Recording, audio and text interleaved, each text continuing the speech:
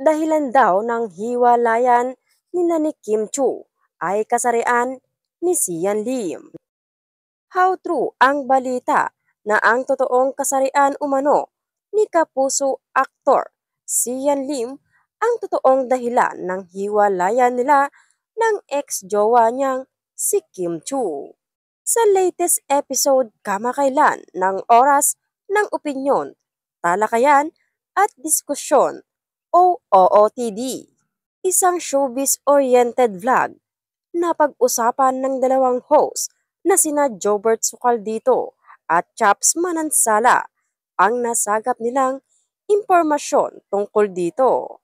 Walang lumalabas na mga dahilan kung bakit sila naghiwalay, pero matunog ang usap-usapan ng mga marites na kaya raw naghiwalay sina Kim Chu at saka ni Sian Lim dahil nabuking daw ni Kim Chu na si Sian Lim ay bading sa ad ni Jobert. Nagulat ako kasi unang-una I know Sian. I don't think he's bading. And if ever he's gay, so anong problema? Being gay is beautiful. Masaya, anya. Pero nang tanungin si Jobert ni Chaps kung hindi raw ba talaga niya pinaghinalaan ang kasarian ni Sian Lim, inamin niyang pumasok din naman daw yon sa isip niya. Matatandaang kinumpirma ni na Sian at Kim ang kanilang hiwalayan noong Disyembre sa taong 2023 sa pamamagitan ng kanilang social media account.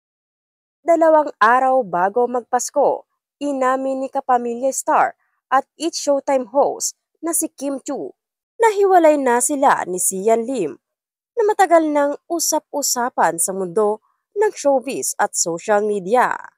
Aniya sa kanyang Facebook post nitong Sabado, December 23.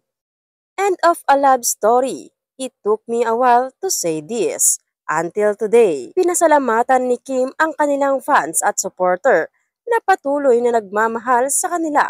Deserve daw nila ang katotohanan kaya binasag na niya ang kanyang katahimikan. Naglabas ng breakup message si Sian Lim para kay Kim Chu ilang sandali matapos kumpirmahin ng huli na natuldukan na ang 12 taong relasyon.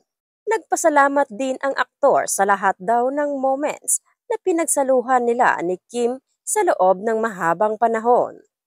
Sa kasalukuyan, habang isinusulat ang artikulong ito, wala pang inilalabas na anumang pahayag, tugon o reaksyon ang dating magjowa tungkol sa bagay na ito.